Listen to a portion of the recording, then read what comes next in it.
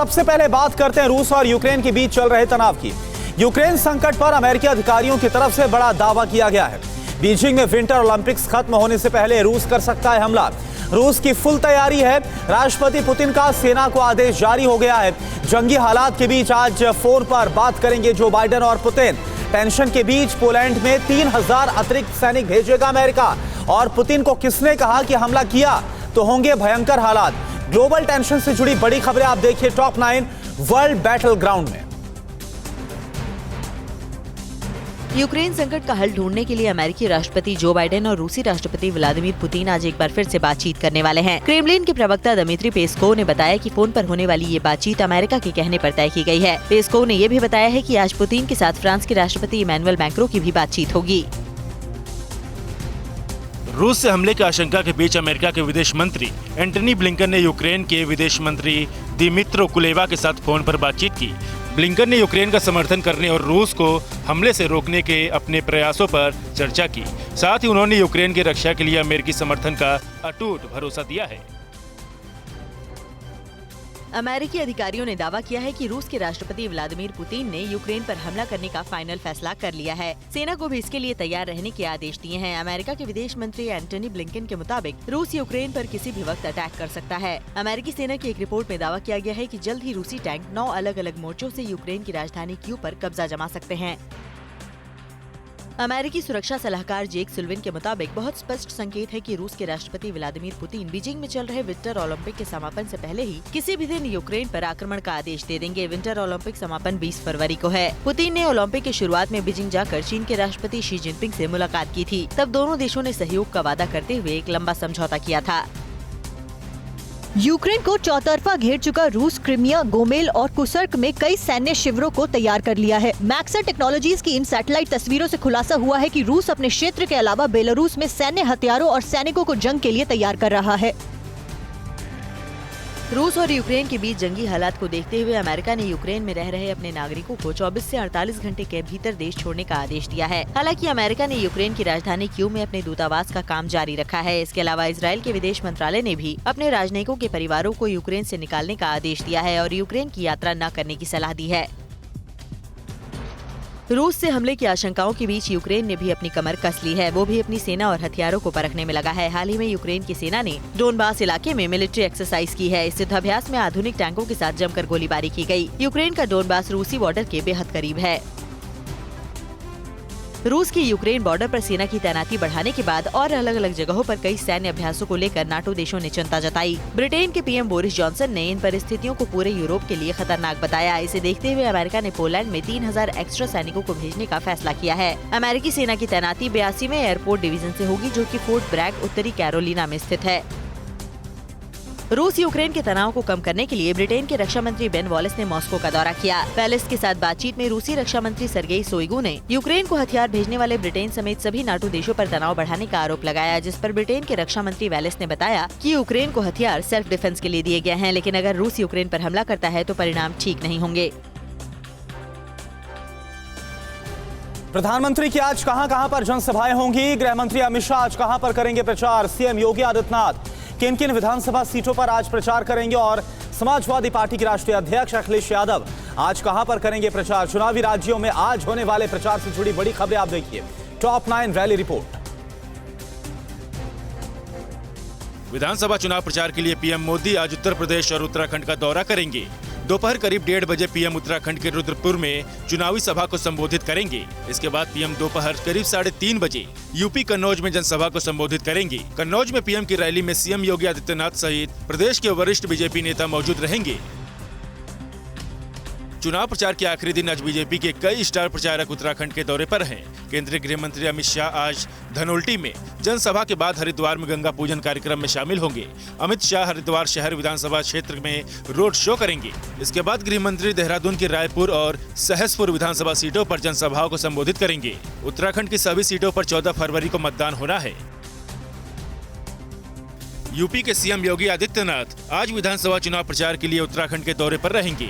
CM योगी यहां टिहरी, प्रतापनगर और कोटद्वार विधानसभा क्षेत्रों में जनसभाओं को संबोधित करेंगे और बीजेपी प्रत्याशियों के लिए समर्थन मांगेंगे। इसके बाद सीएम योगी यूपी के सहारनपुर और अमरोहा में कई जनसभाओं को संबोधित करेंगे। बीजेपी कार्यकर्ता सीएम को दौरे को सफल बनाने में जुटे हुए हैं। रक्षा मंत्री राजनाथ सिंह आज विधानसभा चुनाव प्रचार अभियान के तहत उत्तराखंड का दौरा करेंगे। रक्षा मंत्री आज उत्तराखंड की यमकेश्वर, सल्ट और रामनगर विधानसभा के लिए जनसभाओं को संबोधित करेंगे और बीजेपी प्रत्याशियों के पक्ष में वोट मांगेंगे। बीजेपी के राष्ट्रीय अध्यक्ष जेपी नड्डा आज चुनाव प्रचार के लिए पंजाब दौरे पर रहेंगे। नड्डा आज पंजाब की बालाचौर, रोपड़, राजपुरा और घुन्नौर में चुनावी जनसभाओं को संबोधित करेंगे। बीजेपी इस बार पंजाब में कैप्टन की पार्टी पंजाब लोक कांग्रेस और सुखदेव सिंह ढींडसा के शिरोमणि अकाली दल संयुक्त के साथ मिलकर विधानसभा चुनाव लड़ रही है। समाजवादी पार्टी के राष्ट्रीय अध्यक्ष और यूपी के पूर्व सीएम अखिलेश यादव आज बदायूं में 2 जनसभाओं को संबोधित करेंगे। अखिलेश इस्लाम नगर, सहसवान और बिसौली में जनसभा को संबोधित करेंगे और गठबंधन प्रत्याशियों के लिए वोट मांगेंगे। बदायूं की 6 विधानसभा सीटों में से 5 पर फिलहाल बीजेपी का कब्जा है। कांग्रेस महासचिव प्रियंका गांधी वाड्रा आज चुनाव प्रचार के लिए उत्तराखंड के दौरे पर रहेंगी। प्रियंका आज खटीमा, हल्द्वानी और श्रीनगर विधानसभा के लिए प्रचार करेंगी और कांग्रेस प्रत्याशियों के लिए समर्थन मांगेंगी। तीनों विधानसभा की महिलाओं और युवाओं में प्रियंका की जनसभा को लेकर खासा उत्साह देखा जा रहा है। बीएसपी सुप्रीमो मायावती आज समाजवादी पार्टी का गढ़ कहे जाने वाले औरैया में जनसभा को संबोधित करेंगी। मायावती औरैया के विधुना विधानसभा क्षेत्र के भदौरा गांव में जनसभा को संबोधित करेंगी और बीएसपी प्रत्याशियों के लिए वोट मांगेगी। इस दौरान औरैया समेत आसपास के जिलों के पदाधिकारी और कार्यकर्ता मौजूद रहेंगे। आम आदमी पार्टी के राष्ट्रीय संयोजक और दिल्ली के मुख्यमंत्री अरविंद केजरीवाल आज से 18 फरवरी तक पंजाब के दौरे पर रहेंगे और कई रैलियों को संबोधित करेंगे। पार्टी की ओर से उनकी जनसभाओं का शेड्यूल तैयार हो चुका है। उन्हें इन 6 दिनों में राज्य में तेजी से प्रचार करना है। केजरीवाल उत्तराखंड और गोवा में प्रचार से फ्री हो चुके हैं। पंजाब में 20 फरवरी को मतदान होगा।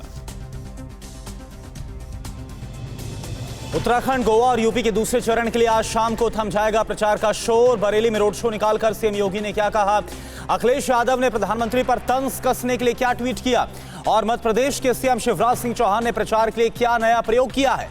चुनावी राज्यों में मचे चुनावी संग्राम से जुड़ी बड़ी खबरें आप देखिए। टॉप 9 सियासी संग्राम। उत्तराखंड, गोवा और उत्तर प्रदेश के दूसरे चरण के लिए चुनाव प्रचार का शोर आज शाम को थम जाएगा। उत्तराखंड और गोवा की सभी सीटों पर सोमवार को वोटिंग होगी, जबकि यूपी के दूसरे चरण में 9 जिलों की 55 सीटों पर 14 फरवरी को मतदान होगा। 2017 में दूसरे चरण की 55 सीटों में से 38 सीटों पर बीजेपी ने कब्जा किया था, जबकि 15 सीटें एसपी के पास हैं और 2 सीटों पर कांग्रेस को जीत मिली थी। बीएसपी एक भी सीट नहीं जीत सकी थी। उत्तर प्रदेश के सीएम योगी आदित्यनाथ ने शुक्रवार को बरेली में रोड शो किया। इस दौरान काफी तादाद में बीजेपी कार्यकर्ता और लोग उसमें शामिल हुए। रोड शो के दौरान सीएम योगी ने लोगों को संबोधित करते हुए कहा कि बीजेपी की डबल इंजन सरकार में कानून व्यवस्था का राज होगा और पूरे प्रदेश में विकास होगा।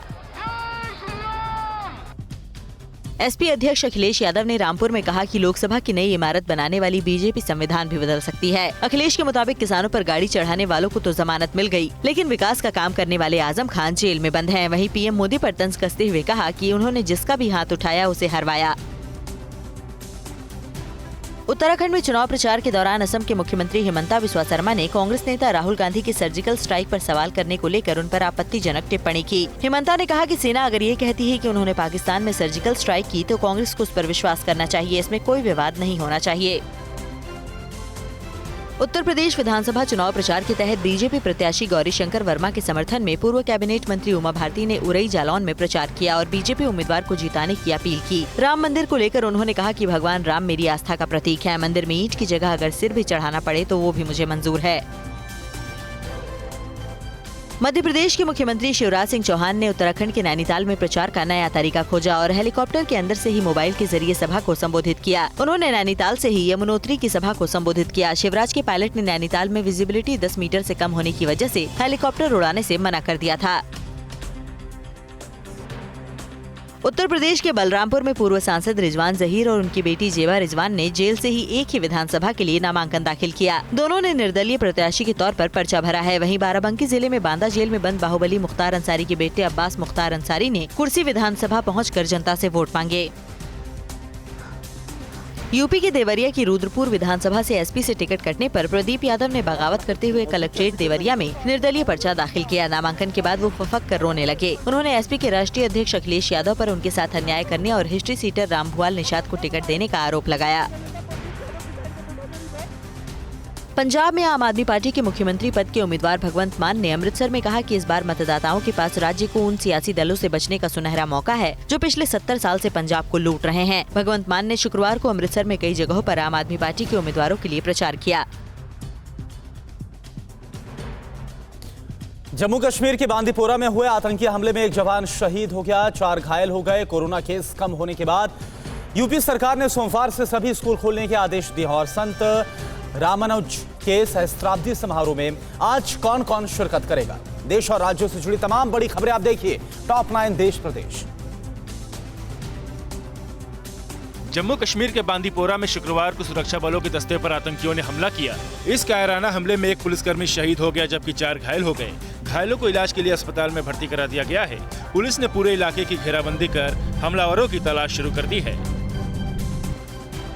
देश में कोरोना वायरस संक्रमण की दर में कमी आने के बाद एक राज्यों में स्कूलों को खोल दिया गया है। इसी कड़ी में उत्तर प्रदेश में भी सोमवार से सभी स्कूलों को खोलने का फैसला किया गया।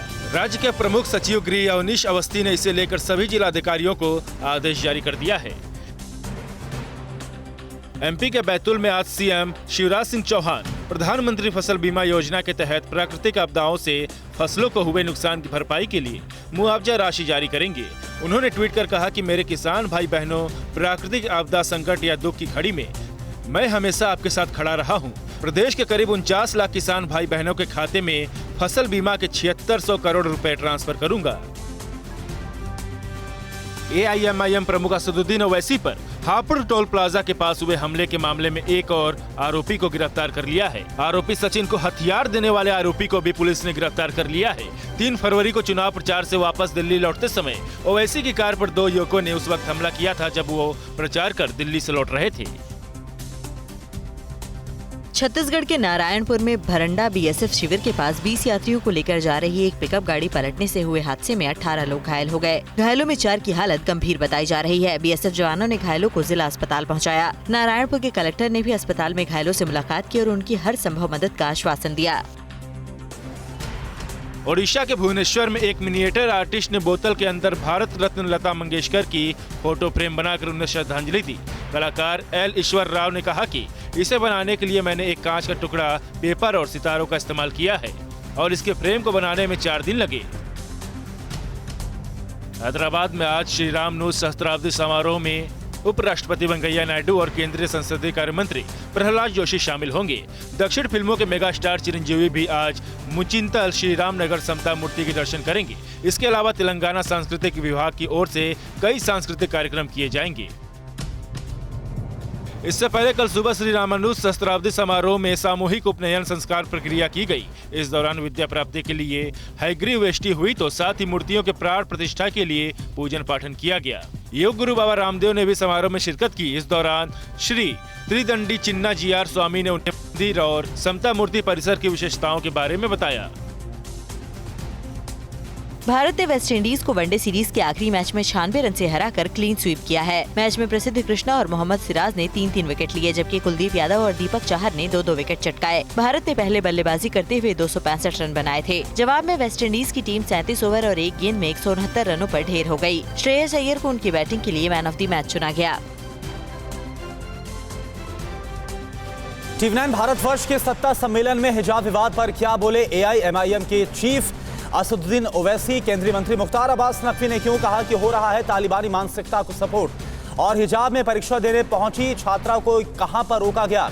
स्कूल कॉलेज में हिजाब पहनने को लेकर बड़े विवाद से जुड़ी बड़ी खबरें आप देखिए टॉप 9 हिजाब विवाद।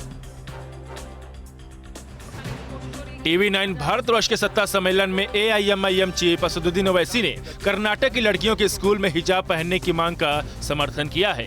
उन्होंने पूछा कि हिजाब से बीजेपी सरकार के पेट में दर्द क्यों है, जबकि इस मुद्दे पर अखिलेश यादव और मायावती की चुप्पी पर भी सवाल उठाया है। अगर अखिलेश ये समझ रहे हैं, बसपा ये समझ रही है कि ये अगर हम नहीं बोलेंगे तो हमको नॉन मुस्लिम वोट मिलेगा, बहुत बड़ी गलती कर रहे हैं। कर्नाटक हिजाब विवाद में नारा लगाने वाली लड़की के लिए कई लोगों ने इनाम का ऐलान किया है। केंद्रीय मंत्री मुख्तार अब्बास नकवी ने TV9 भारतवर्ष के सम्मेलन में ऐसे लोगों पर तालिबानी मानसिकता को प्रमोट करने का आरोप लगाया, तालिबानी षड्यंत्र और साजिश बताया। आप उस चीज को प्रमोट कर रहे हैं जो चीज की तालिबानी मानसिकता और तालिबानी षड्यंत्र और साजिश है। TV9 के सत्ता सम्मेलन में आप नेता संजय सिंह ने हिजाब विवाद के राजनीतिकरण करने का आरोप लगाया है। उनके मुताबिक कोई क्या पहनेगा ये उसकी अपनी सोच होनी चाहिए। 90 साल तक RSS और बीजेपी के लोग हाफ पैंट पहन के घूमते रहे, किसी ने आपत्ति की? बाद में उनको 90 साल के बाद लगा हमें फुल पहनना चाहिए, वो फुल पहनने लगे। कोई क्या ड्रेस पहनेगा ये उसकी अपनी सोच होनी चाहिए। हिजाब विवाद को लेकर समाजवादी प्रमुख अखिलेश यादव ने अभी तक चुप्पी साधी हुई है, लेकिन TV9 भारतवर्ष के सत्ता सम्मेलन में SP नेता मसूद हसन ने हिजाब पर मचे बवाल को बीजेपी की प्लानिंग करार दिया। उन्होंने सवाल उठाया कि कर्नाटक में हिजाब के खिलाफ प्रदर्शन करने वालों के पास एक जैसे इतने सारे केसरिया गमछे कहां से आए। कर्नाटक में हिजाब विवाद की वजह से सरकार ने डिग्री और डिप्लोमा कॉलेज की छुट्टियां 16 फरवरी तक बढ़ा दी हैं, जबकि कोर्ट के फैसले के बाद नाराज छात्रों की ओर से हिंसक प्रदर्शन की आशंका के बीच सुरक्षा व्यवस्था को टाइट किया गया है। इस कड़ी में उडुपी शहर में भारी तादाद में पुलिस बल को सड़क पर उतारा गया है। MP के सतना जिले में हिजाब को लेकर एक नया विवाद सामने आया है। कल यहां PG कॉलेज में परीक्षा चल रही थी, तभी MCOM की छात्रा हिजाब में परीक्षा देने पहुंच गई। हिजाब पहनकर कॉलेज आने पर अखिल भारतीय विद्यार्थी परिषद से संबंधित कुछ छात्रों ने आपत्ति जताई। हंगामा बढ़ते देख कॉलेज प्रिंसिपल ने छात्रा को परीक्षा में बैठने की इजाजत दे दी, लेकिन आगे से हिजाब पहनकर न आने के लिए अंडरटेकिंग लिखवाई। राजस्थान में जयपुर के ग्रामीण कस्बे चाकसू के एक निजी कॉलेज प्रशासन की ओर से बुर्का पहनकर जाने वाली छात्राओं को रोकने के बाद हंगामा शुरू हो गया। कॉलेज प्रशासन की ओर से यूनिफॉर्म के लिए टोका गया, जिसकी वजह से ये छात्राएं नाराज हो गयीं। नाराज छात्राओं ने अपने परिजनों को सूचना देकर मौके पर बुला लिया। इसके बाद काफी देर तक हंगामा चलता रहा। अलीगढ़ में समाजवादी पार्टी की महिला सभा की महानगर अध्यक्ष रुबीना खानम ने हिजाब विवाद को देश की बहन बेटियों के आत्मसम्मान पर हमला बताया और हिजाब और आंचल पर हाथ डालने वालों के हाथ काट देने की बात कही। महिलाओं के आंचल पर या उनके हिजाब पर हाथ डालने का दुस्साहस करोगे तो हम झांसी की रानी और रजिया सुल्तान बनकर तुम्हारे हाथ काट डालेंगे। यूपी के बहराइच में एक जनसभा के दौरान बीजेपी सांसद बृजभूषण शरण सिंह ने हिजाब मामले पर प्रियंका गांधी की प्रतिक्रिया को तालिबानी सोच करार दिया है। जो हिजाब का मामला खड़ा हुआ है और जिसके समर्थन में प्रियंका गांधी खड़ी है, ये उन्हीं तालिबानी सोच का परिणाम है। आज वही तालिबानी सोच को फिर खाद पानी देने का काम होने जा रहा है। अमेरिका की महंगाई से क्यों बढ़ी भारतीय शेयर निवेशकों की मुश्किलें? एयरटेल को ग्राहकों से क्यों मांगनी पड़ी है माफी? और कोरोना की पहली लहर में कितने लाख लोगों ने गंवाई नौकरी? मैन्युफैक्चरिंग, आयात निर्यात और कारोबार से जुड़ी बड़ी खबरें आपके सामने मनी 9 के जरिए। टाटा सन्स के निदेशक मंडल ने एन चंद्रशेखरन को एक बार फिर अपना चेयरमैन नियुक्त किया है। वो अगले 5 साल तक इस पद पर रहेंगे। उनका कार्यकाल इस महीने की 20 तारीख को खत्म हो रहा था। एन चंद्रशेखरन को पहली बार 2017 में टाटा सन्स का चेयरमैन बनाया गया था। उनके कार्यकाल में टाटा ग्रुप के शेयरों की वैल्यू 3 गुना बढ़ी है। अमेरिका में जनवरी में महंगाई दर बढ़कर 7.5% पर पहुंच गई है। ये पिछले 4 दशक का सबसे ऊंचा स्तर है। इस वजह से अमेरिका के केंद्रीय बैंक पर कड़े फैसले लेने का दबाव बढ़ रहा है। इसका असर भारतीय शेयर बाजारों पर गिरावट के रूप में पड़ा। शुक्रवार को सेंसेक्स 773 अंक लुढ़क गया। इस वजह से निवेशकों की संपत्ति को 3.91 लाख करोड़ रुपए का नुकसान हुआ। भारतीय एयरटेल के 20 करोड़ से ज्यादा मोबाइल यूजर्स और 40 लाख फिक्स्ड ब्रॉडबैंड यूजर्स को शुक्रवार की सुबह डेटा नेटवर्क बंद होने से परेशानी का सामना करना पड़ा। 10 मिनट तक यूजर्स के मोबाइल डेटा और ब्रॉडबैंड कनेक्शन ने पूरे देश में काम करना बंद कर दिया। कंपनी ने इसके लिए ग्राहकों से माफी भी मांगी है। कोविड वेव की पहली लहर में कितने लोग बेरोजगार हुए, इसका आधिकारिक आंकड़ा खुद सरकार ने शुक्रवार को पहली बार बताया है। सरकार का कहना है कि उस दौरान 9 सेक्टर्स और 66 अन्य प्रतिष्ठानों में करीब 23 लाख लोगों को अपनी नौकरी गंवानी पड़ी। कोरोना की पहली लहर के दौरान देशव्यापी लॉकडाउन लगाया गया था। सेमीकंडक्टर की कमी के कारण ऑटो कंपनियों का उत्पादन जनवरी में भी प्रभावित रहा। सियाम के मुताबिक कारखानों से डीलरों को यात्री गाड़ियों की आपूर्ति जनवरी में 8% घट गई है। जनवरी 2022 में कुल यात्री वाहनों की थोक बिक्री 2,54,287 इकाई रह गई, जो पिछले वर्ष इसी महीने में 2,76,554 इकाई थी। देश में डिजिटल भुगतान के लिए भीम यूपीआई नागरिकों के पसंदीदा भुगतान मोड के रूप में उभर कर सामने आया है।